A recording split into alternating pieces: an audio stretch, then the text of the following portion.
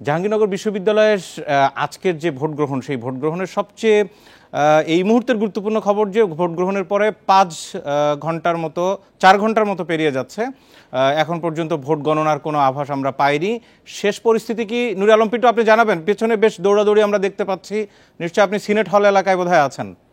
Vote গণনা এখনো শুরু হয়নি, এখনো একটি হলের ব্যালট বাক্স এখনো এসে পৌঁছায়নি। আমরা দেখছি যে ভোট বর্জনকারী কোনো প্যানেল বোধহয় তারা বোধহয় বিক্ষোভ মিছিল করছে। আমরা একটু সেখানে যাওয়ার চেষ্টা করব, একটু সেই চিত্র একটু দেখানোর চেষ্টা করব কোন সংগঠন করছে। এরই মধ্যে 4টি প্যানেলের পক্ষ থেকে ভোট বর্জন করা হয়েছে। একটি ছাত্রদল বিকেল 4টার দিকে ভোট বর্জন করেছে, 5টার পরে ভোট বর্জন করেছে বাম সংগঠনের 2টি প্যানেল ছিল, তারা ভোট বর্জন করেছে, এবং সেই সাথে স্বতন্ত্র প্যানেল যেটি তারাও ভোট বর্জন করেছে। আমরা দেখছি যে বর্জনকারী শিক্ষার্থীদের একটি অংশ তারা ক্যাম্পাসে বিক্ষোভ মিছিল করছেন। আমরা সেই চিত্র দেখাচ্ছি। ছাত্র দলের যারা প্রার্থী ছিলেন এবং তাদের সমর্থকরা বিক্ষোভ মিছিল করছেন। তারা বিকেল 4টার পরে তারা এই ভোট বয়কট করেছেন। আমরা সেই মিছিলের চিত্র একটু দেখানোর চেষ্টা করছি। তারা পুরো ক্যাম্পাস বিক্ষোভ মিছিল করে তারা প্রদক্ষিণ করছেন। এর আগে তারা যখন ভোট বর্জন করেন, তারা যেটি বলছিলেন যে এই নির্বাচনে ভোট কারচুপি হচ্ছে, প্রশাসন নিরপেক্ষ আচরণ করতে ব্যর্থ হয়েছে এবং প্রশাসন শিবিরের প্রার্থীদেরকে নানাভাবে সহায়তা করছে বলে তারা এই দাবি করে তারা ভোট বর্জন করেন। বাম ছাত্র সংগঠনের যে প্যানেল 2টি রয়েছে, তারাও বলছেন যে প্রশাসন এই নির্বাচন সুষ্ঠুভাবে আয়োজন করতে ব্যর্থ হয়েছে, তাই তারা এই ভোট বর্জন করেছেন। আমরা দেখছি যে প্রধান নির্বাচন কমিশনারের যে অস্থায়ী কার্যালয় জাহাঙ্গীরনগর বিশ্ববিদ্যালয়ের পুরাতন রেজিস্টার বিল্ডিং এর সামনে থেকে ছাত্রদলের নেতাকর্মীরা বিক্ষোভ মিছিল করে চলে গিয়েছেন। এর আগেও তারা বিক্ষোভ মিছিল করেছেন। সেই সঙ্গে আমি যদি সারা দিনের চিত্র একটু বলি, যে সকাল থেকে আমরা দেখছিলাম যে ভোট কেন্দ্রগুলোতে ভোটাররা আসছিল, তবে সেটি সংখ্যায় কম ছিল। আর শিক্ষার্থীরা ভোট দিতে পেরে খুবই উচ্ছ্বসিত। তারা বলছেন যে নুরে আলম পিন্টু আমরা একটু এখনকার আরেকটা বিষয় একটু জানতে চাই, সেটি হচ্ছে যে ব্যালট বাক্সগুলো তো সব হল থেকে 21টা হল কেন্দ্র থেকে সিনেট হলে আনা হয়েছে, তো সব তো আনা শেষ হয়ে গেছে বোধহয়, মানে গণনা শুরু হচ্ছে না কেন? একটি হলের ব্যালট বাক্স আসতে এখনো বাকি আছে।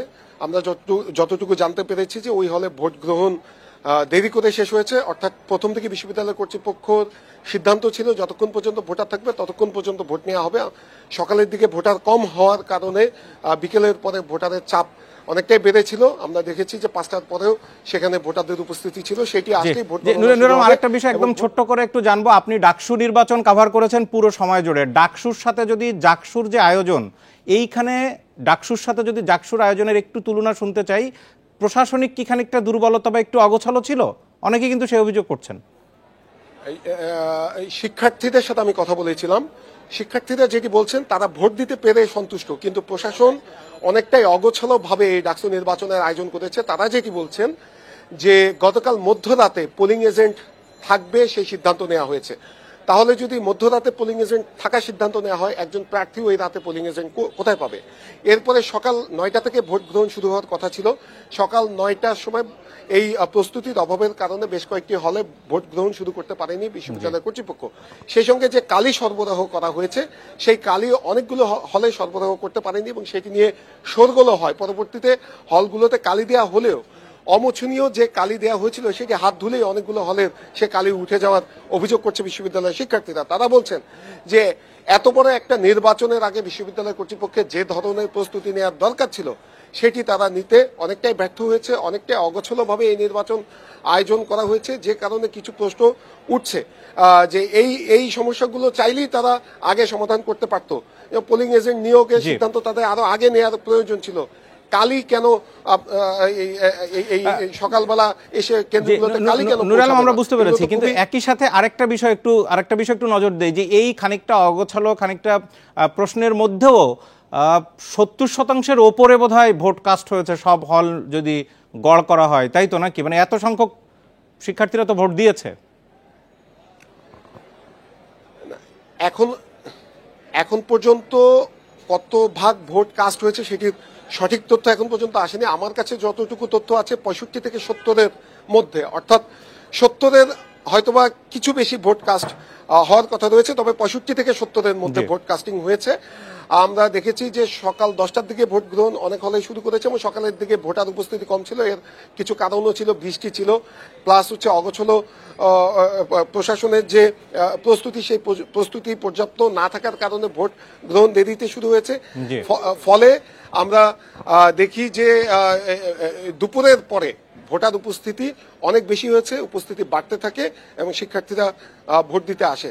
তো বলা চলে যে শিক্ষার্থীরা যেটি বলছেন যে জাকসু নির্বাচন নিয়মিতভাবে হোক, নিয়মিতভাবে হলে তাহলে এই সমস্যাগুলো থাকবে না এবং তাদের যে সমস্যাগুলো রয়েছে, জাহাঙ্গীরনগর বিশ্ববিদ্যালয়ের যে সমস্যাগুলো রয়েছে সেই সমস্যাগুলো অফিসিয়ালি বলার মতো নেতৃত্ব একমাত্র জাকসু নির্বাচনের মাধ্যমেই তৈরি করা সম্ভব এবং তাদের যে সমস্যাগুলো আছে সেই সমস্যাগুলো নিয়ে যারা নির্বাচিত হবে তারা কথা বলবে, এমনটাই প্রত্যাশা শিক্ষার্থীদের। আমরা দেখছি জাকসু নির্বাচনকে কেন্দ্র করে জাহাঙ্গীরনগর বিশ্ববিদ্যালয়কে পুরো নিরাপত্তার চাদরে মুড়ে দেওয়া হয়েছে। প্রচুর পুলিশ সহ আইন শৃঙ্খলা রক্ষাকারী বাহিনীর সদস্য। নুরুল আলম, আপনাকে অনেক ধন্যবাদ। 1500-র বেশি আইন শৃঙ্খলা বাহিনীর সদস্য সেখানে রয়েছে, সব জায়গায় কঠোর নিরাপত্তা আপনি বলছিলেন। আমরা দেখছিলাম যে ডাকসুতেও ছাত্রদলের পক্ষ থেকে মিছিল করা হয়েছিল, ঠিক সেরকমই একটা মিছিল আমরা কিছুক্ষণ আগে জাকসুতেও দেখলাম। ফল গণনার পরে নিশ্চয়ই আপনার মাধ্যমে আরো বিস্তারিত আমরা জানতে পারবো।